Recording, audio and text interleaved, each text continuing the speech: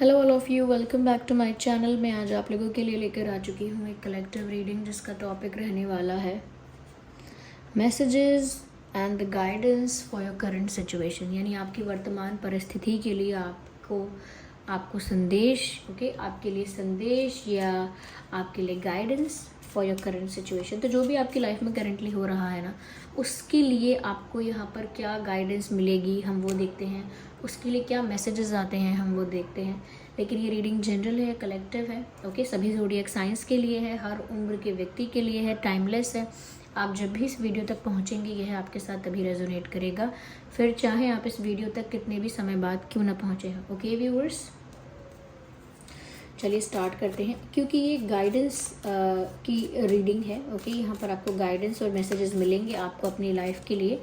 तो हो सकता है कुछ मैसेजेस आपके लिए बहुत ज़्यादा एक्यूरेट हों और आप बहुत रिलेट कर पाएँ, और हो सकता है कुछ मैसेजेस आपके लिए ना हो।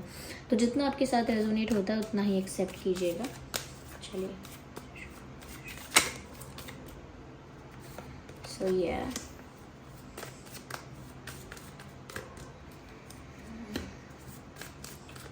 मुझे लगा ही था ये कार्ड आएगा, I don't know why.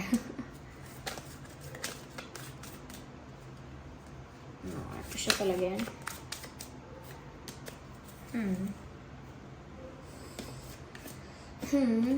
Hold the space, spirit fox, take time. Okay, सबसे पहली बात आपके करंट सिचुएशन के लिए ये गाइडेंस है व्यूअर्स की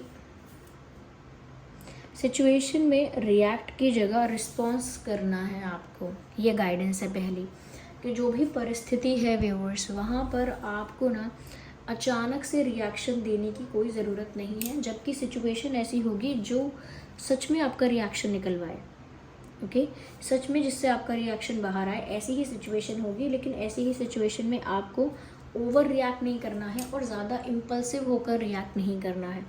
क्योंकि ऐसा लगता है व्यूअर्स कि अगर आप जल्दबाजी में ये ऐसे ऐसे इंस्टेंट रिएक्शंस देंगे, इसमें आप कुछ ऐसा करेंगे जिसमें आपका लॉस है। तो आप ऐसा कर रहे भी हो सकते हैं और ऐसा कर सकते हैं आगे, इसके भी चांसेस हैं।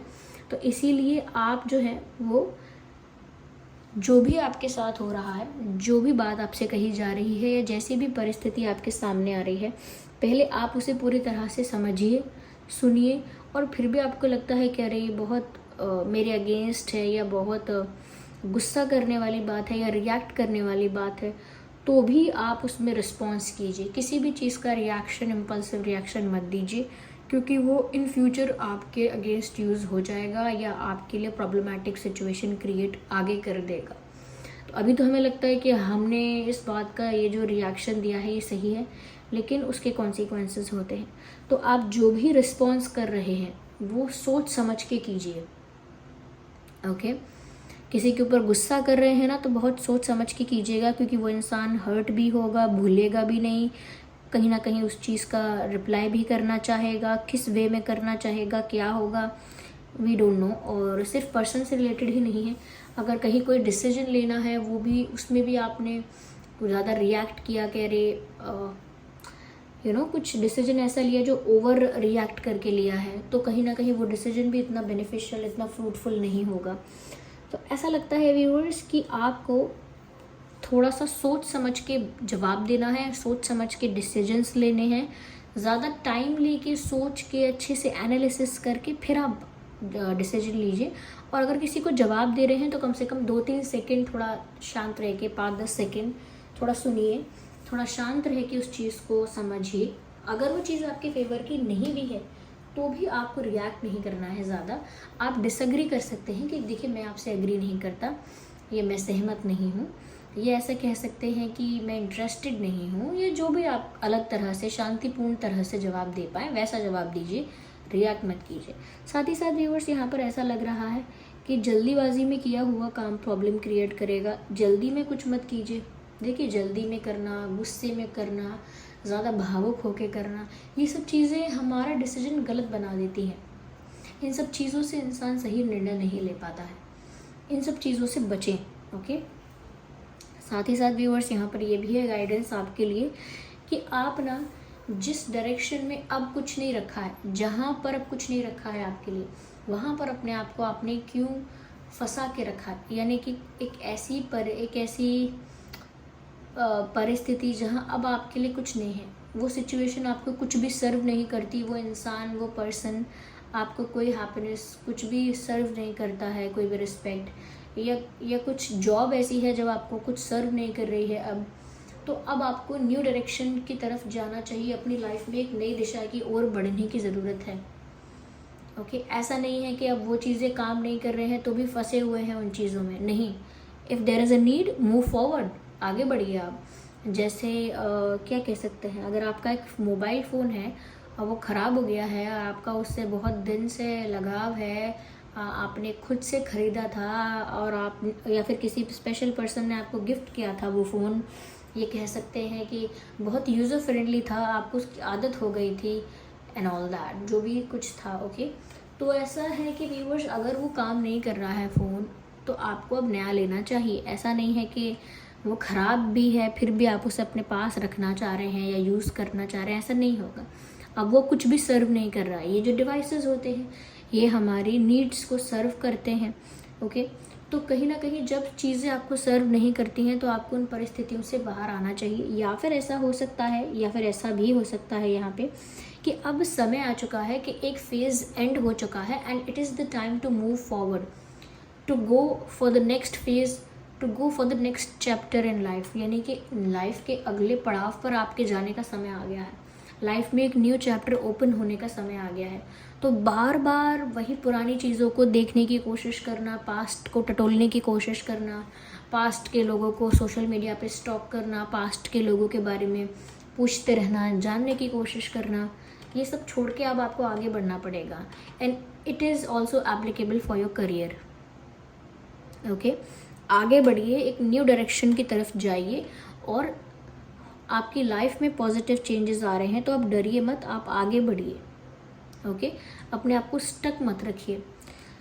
यहाँ पर ऐसा भी है व्यूवर्स कुछ लोगों के लिए कि शायद आप ट्रैवल कर सकते हैं या शिफ्ट हो सकते हैं, कहीं पर एक जगह से दूसरी जगह शिफ्ट हो सकते हैं, बिजनेस के लिए, पढ़ाई के लिए, जॉब के लिए, या कुछ कुछ लर्निंग के लिए, कुछ देयर इज़ समथिंग जिसकी वजह से ट्रैवल आपका बढ़ सकता है या ज़्यादा ट्रैवलिंग होगी, या किसी नई जगह जॉब है या नई जगह शिफ्टिंग है फॉर सम रीज़न।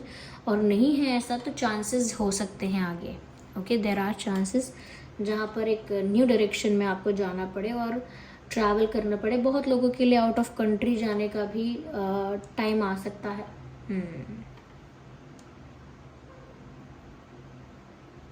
मुझे ऐसा लग रहा है कोई बहुत सारे लोग अपनी कंट्री लौट कर भी आएंगे, आई डोंट नो।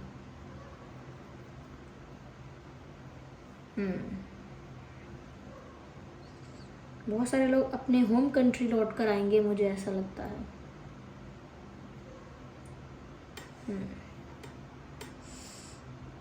मुझे यहाँ पर ऐसा भी नज़र आ रहा है व्यूअर्स कि कहीं ना कहीं आपकी लाइफ में चेंजेस तो बहुत सारे आने वाले हैं और पॉजिटिविटी के साथ आने वाले हैं, लेकिन आपकी लाइफ में इनफ स्पेस नहीं है क्योंकि पास्ट में अटके हैं आप और पास्ट का इतना सारा कचरा आपने जमा करके रखा है जिसकी वजह से नई चीज़ों के लिए स्पेस नहीं है। जैसे रूम में अगर कोई पुराना फर्नीचर, टूटा फूटा फर्नीचर पड़ा हुआ है और आपको नया फर्नीचर रूम में सजाना है, रखना है, तो जब तक आप उस पुराने फर्नीचर को निकालेंगे नहीं रूम से, रूम के अंदर स्पेस क्रिएट नहीं करेंगे, रूम खाली नहीं करेंगे, तब तक वहाँ नया सामान कैसे आएगा। वैसे ही आपकी लाइफ में, आपके दिल में अगर इतना कुछ भरा हुआ है पास्ट का, इतना कैरी फॉरवर्ड नहीं कर सकते आपके पास्ट का सारा बोझा, बर्डन लेकर आप आगे बढ़ जाएं लाइफ में, ऐसे नहीं बढ़ सकते। आपको रिलीज़ करना होगा, उसको पहले ही लेट गो करना होगा, तब आप आगे जा पाएंगे। ऐसे ही आपकी लाइफ में, आपके दिल में, आपके मेमोरी में इतना कुछ भरा हुआ है पास्ट से रिलेटेड, पास्ट के दुख भर लिए हैं आपने, सुख भी भरे हैं और इतना पेन भी भर लिया है, इतनी कंप्लेन्स, इतनी ज़्यादा हेट्रेड, जो भी कुछ है वो सब इतना ज़्यादा एक्स्ट्रा हो चुका है कि अब समय आ गया है ये सब चीज़ें जिसके भी बारे में थी और जैसे भी आपके एक्सपीरियंसेस थे अच्छे बुरे, कहीं ना कहीं उसको थोड़ा रिलीज़ करके आगे बढ़िए। इनफ स्पेस होना चाहिए आपके दिल में, आपकी लाइफ में, जहाँ पर नई चीज़ें आपकी लाइफ में आ सके। ओके, बहुत सारे ऐसे लोग होते हैं जो अपने पास्ट में इतना ज़्यादा खोए रहते हैं कि उनकी लाइफ में किसी भी तरह का चेंज, किसी भी तरह का पॉजिटिव बदलाव वो एक्सेप्ट ही नहीं कर पाते। ओके। उनको कितना भी बोलो कि अरे आपकी लाइफ, अब नई लाइफ शुरू हुई है, आप अब आगे बढ़िए, ये करिए वो करिए, वो पुरानी बात का ही दुखड़ा रोएंगे आपसे। आप उन्हें कितनी भी खुशियाँ दिखाइए, उनकी लाइफ में कितनी खुशियाँ आ रही हैं, वो उल्टा दरवाज़ा बंद कर लेंगे कि कोई भी खुशी नहीं आनी चाहिए, मुझे मेरे हाल पर छोड़ दो, या मैं, मेरे साथ जो हुआ है अब उसका दुख तो मुझे अब सालों साल रहेगा, मैं तो कभी आगे नहीं बढ़ सकती लाइफ में, अब तो यही मेरी ज़िंदगी है, यही है वो है। तो जो लोग ऐसे चेंजेस को रेजिस्ट करते हैं ना, ऐसा नहीं है कि फिर चेंजेस आते नहीं हैं, चेंजेस तब भी आते हैं, लेकिन तब वो इतने ज़्यादा प्रेशर के साथ आते हैं या इतने ज़्यादा झटके के साथ आते हैं कि फिर वो पर्सन संभाल नहीं पाता। जैसे अचानक से फिर कुछ हो जाता है कि अब तो आपको लाइफ में आगे बढ़ना ही पड़ेगा, अब क्या करोगे। परिस्थिति इस तरह से आपको आपको इस सिचुएशन में ले आती है कि अब आपके पास कोई चारा नहीं रहता है। क्यों? क्योंकि डेस्टिनी में जो लिखा है या जो आपकी लाइफ में होना है वो होकर रहेगा, चाहे आप रेजिस्ट करो। इसीलिए आप चेंजेस को रेजिस्ट मत करो, अपनी लाइफ में इनफ स्पेस क्रिएट करो ताकि नई चीज़ें आपकी लाइफ में आ पाएँ, और बहुत बहुत पॉजिटिवली एक्सेप्ट करते रहो, जिससे कि आपको झटका ना लगे। जो जो इंसान परिवर्तन को बहुत ही साधारण रूप से, बहुत ही शांतिपूर्ण तरीके से एक्सेप्ट करता रहता है कि चलो ये परिवर्तन तो प्रकृति का नियम है, मैं खुद बदल रहा हूँ, कितना बदल गया हूँ, लाइफ भी बदल रही है, तो सब बदलता है, अच्छा है, मुझे स्वीकार है। ओके, तो ऐसे स्वीकारते चलेंगे तो कब चेंजेस आ जाएंगे, कब पॉजिटिविटी भी आ जाएगी, कब सब अच्छा हो जाएगा पता भी नहीं चलेगा। लेकिन अगर रेजिस्ट करेंगे चेंजेस को, अब जैसे कई लोग होते हैं वो बदलाव नहीं करना चाहते हैं, तो बहुत बड़ा कुछ उनकी लाइफ में हो जाता है लॉस। आपके साथ, अपने लोगों के साथ सुना होगा या आपके साथ कभी ऐसा एक्सपीरियंस हुआ होगा, जब आप रेजिस्ट कर रहे हैं, जैसे मान लीजिए कोई एक ऐसा पर्सन है जो आपको टाइम नहीं दे रहा है, वैल्यू नहीं कर रहा है, फिर भी आप उसको प्यार करते जा रहे हैं, अटेंशन देते जा रहे हैं, रिस्पेक्ट करते जा रहे हैं और बहुत ज़्यादा उसको चेज़ कर रहे हैं इन अ वे। लेकिन अगर ऐसा हुआ है, आप उस अपनी रिस्पेक्ट को नहीं समझ रहे हैं या आपके लिए क्या अच्छा है उसे नहीं समझ रहे हैं, लाइफ में अब आपको आगे बढ़ना चाहिए, उस पर्सन के पीछे नहीं भागना चाहिए, आपकी लाइफ में और भी चीज़ें हैं जिन पर आपको ध्यान देना चाहिए, और अब समय है दूसरे लाइफ के दूसरे फेज़ में एंटर करने का, कब तक ये चेजिंग चलती रहेगी और आप इस चीज़ को नहीं समझ रहे हैं, तो फिर आपकी लाइफ में इतना बड़ा कुछ होता है। आपको सब समझाते हैं, आपके पेरेंट्स, फ्रेंड्स, कि वो इस अच्छा इंसान नहीं है, या वो तेरी केयर नहीं कर रहा है, या वो आपके लायक नहीं है, चलिए पसंद नहीं करते वो आपको, वो पसंद नहीं करता है आपको, आप क्यों ऐसे करती हैं या करते हैं, और तब भी आप नहीं समझ रहे हो, स्टिल चेजिंग दैट पर्सन। तो आपकी लाइफ में इतना बड़ा झटका कुछ लगता है कि फिर तो आप उस पर्सन से हाथ जोड़ के जाना ही पड़ता है, फिर आपको वो चेजिंग बंद करनी ही पड़ती है, क्योंकि वो, या तो वो पर्सन इतना बड़ा कुछ कर देगा, इतना कुछ बुरा बोल देगा, या इतना कुछ बुरा एक्शन करेगा, या कहीं ना कहीं आपके घर में कुछ ऐसा हो जाएगा, या आपके करियर में कुछ इतना बड़ा लॉस हो जाएगा, इतना कुछ एकदम ऐसा शॉकिंग कुछ हो जाएगा फिर आपके साथ कि फिर आप चेजिंग वेजिंग से ध्यान हटा के फटाफट अपने जॉब पर, काम पर ध्यान देने लग जाओगे। तो अगर इजीली चीज़ों को हम करते चलते हैं एक्सेप्ट, तो स्मूथ वे में सब होता है।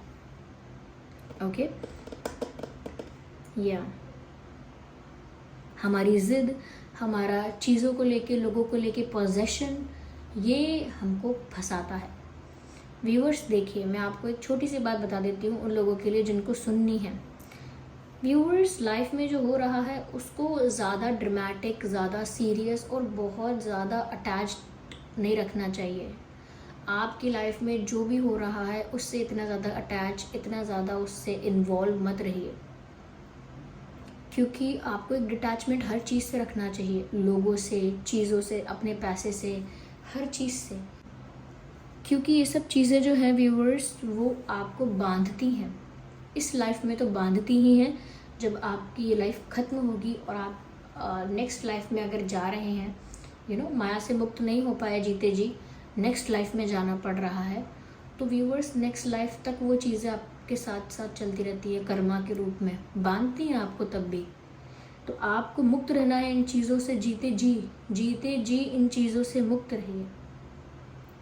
किसी का अगर पैसा का लॉस हो जाता है तो वो इंसान चक्कर खा के गिर पड़ता है, जैसे उसके प्राण सच में पैसे में बस रहे थे, उसके प्राण उसके भीतर ही बस रहे थे, वो ऐसे रिएक्ट करता है जैसे पैसे में उसके प्राण बसते हैं, या दूसरी चीज़ों में, जैसे अरे ये मेरा फ़ोन टूट गया, अब चक्कर आ गया उसको, मैंने माना कि लोग इन सब चीज़ों को मेहनत से सहेजते हैं, मेहनत से बनाते हैं, लेकिन वो मेहनत हम कर रहे हैं, जो हमें मिल रहा है ये एक आउटर प्रोसेस है, उसको इतना ज़्यादा उससे अटैच नहीं होना चाहिए इस एक्सटर्नल प्रोसेस से कि आप खुद के ऊपर, आपके ऊपर वो स्ट्रेस आए, क्योंकि है तो ये सब माया। माया से मेरा मतलब है इल्यूजन है, ये सब रियल में तो नहीं है, ये सब एक गेम प्ले के रूप में चल रहा है।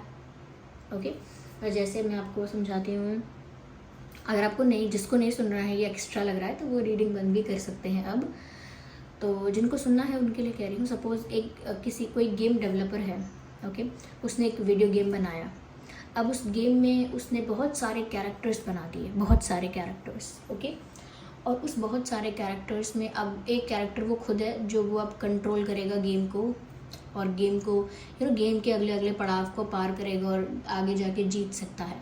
तो एक खुद भी वो है, और उसने बाकी कैरेक्टर्स भी बना दिए हैं जो बीच में आएंगे बार बार, और आप उसके साथ बात भी करेंगे, उसके साथ फ्रेंडशिप करेंगे, कोई उसको बैकस्टैब करेगा। उसने ऐसा गेम बना दिया, ओके। और उस गेम में वो खुद भी अब आ रहा है, या उस गेम को खुद खेल रहा है, वो डिसाइड कर रहा है, क्योंकि उसने गेम डेवलप किया है, तो वो डिसाइड करेगा कौन सा कैरेक्टर क्या रोल करेगा। वो लड़की बनेगा कि उसको लड़का बनाऊँ, उसको चोर बनाऊँ कि साथी बनाऊँ, वो सब डिसाइड करेगा उस गेम में, क्योंकि उसने डेवलप किया है वो गेम। उसको ये नहीं पूछ सकते अरे इसको चोर क्यों बनाया, इसको उसको क्यों नहीं बनाया। वो डेवलपर है, ओके। और वो तो खुद ही है, क्योंकि वो सारे लोग बनाए उसी ने हैं, तो वो खुद ही है, वो खुद ही चोर है, वो खुद ही साथी है, वो खुद ही पुलिस वाला है, वो खुद ही वहाँ पर कोई और है कैरेक्टर, तो वो खुद ही सारे रोल प्ले कर रहा है एक तरह से, क्योंकि उसी ने वो बनाए हैं और वही उनसे करवा रहा है जो कर रहे हैं। वो कैरेक्टर्स जो भी कर रहे हैं वो डेवलपर ही उनसे करवा रहा है। ऐसे ही व्यूअर्स, ये मटेरियल वर्ल्ड है। ये मटेरियल वर्ल्ड एक गेम प्ले की तरह है, एक वीडियो गेम प्ले की तरह, जिसमें हम सारे कैरेक्टर्स हैं, ओके। हम सारे कैरेक्टर्स हैं, और डेवलपर जो है वो परमात्मा है, और वो जो डेवलपर हैं उन्होंने ही सारे कैरेक्टर्स बनाए हैं, और वही डिसाइड कर रहे हैं कौन कौन सा रोल प्ले करेगा, कौन क्या बोलेगा, कौन क्या करेगा, कौन चोर बनेगा, कौन अच्छा इंसान बनेगा, कौन डॉक्टर बनेगा, कौन स्त्री बनेगा, कौन पुरुष बनेगा, कौन पशु बनेगा, वही डिसाइड कर रहे हैं।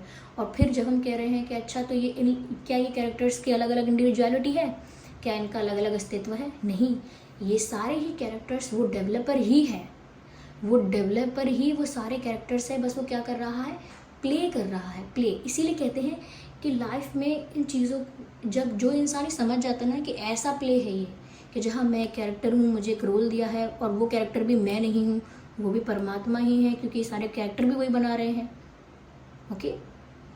तो इस वे में आपको ये सोच के चलना है कि डेवलपर वो हैं, आप गेम के कैरेक्टर हो, और जो गेम का कैरेक्टर है वो भी डिसाइड नहीं करता है खुद कि मेरा गेम में कैसे खेलूं, क्योंकि वो जो डेवलपर है उसने ही उसका रोल तय किया है कि वो कितना रोल है, कितने दिन तक ये कैरेक्टर यहाँ पर रहेगा, इस इतने दिन के बाद ये मर जाएगा यहाँ पे, और यहाँ मैं इसको मार दूंगा, या वो स्त्री बनेगा, पुरुष बनेगा, उसको क्या रखना है।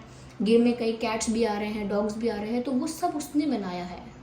और जिसको ये पता चल गया कि ओह ये तो गेम है, और ये कैरेक्टर, मेरा कैरेक्टर भी मैंने नहीं लिखा है, ये जो मैं हूँ ये भी वही है, क्योंकि डेवलपर ही उन सबको चला रहा है। वो खुद को तो चला ही रहा है अलग से पर्सन बन के, लेकिन वो सबको चला रहा है, सारे कैरेक्टर्स को। तो जो इसको क्रैक कर लेता है, समझ लेता है, वो फिर इसमें ट्रैप नहीं होता। वो कहीं भी जिए, कितने भी रिश्ते नाते, पैसे और मोह माया में कितना भी जाए, उसको ये हमेशा पता रहता है this is not the reality, क्योंकि उसने, डेवलपर ने क्या किया है, एक को रिच बना के दिखाया है, एक को गरीब बना के दिखाया है, एक को ऐसा बना के दिखाया है, लेकिन वो अल्टीमेटली वो जान गया अगर कि ये डेवलपर ने किया है, तो बस आप डिटैच हो जाते हैं, मटेरियलिस्टिक चीज़, माया से परे हो जाते हैं। तो ये आपके लिए गाइडेंस है, आई होप आपके लिए हेल्पफुल रही है। चलिए मिलते हैं अगली रीडिंग में, तब तक के लिए बाय बाय।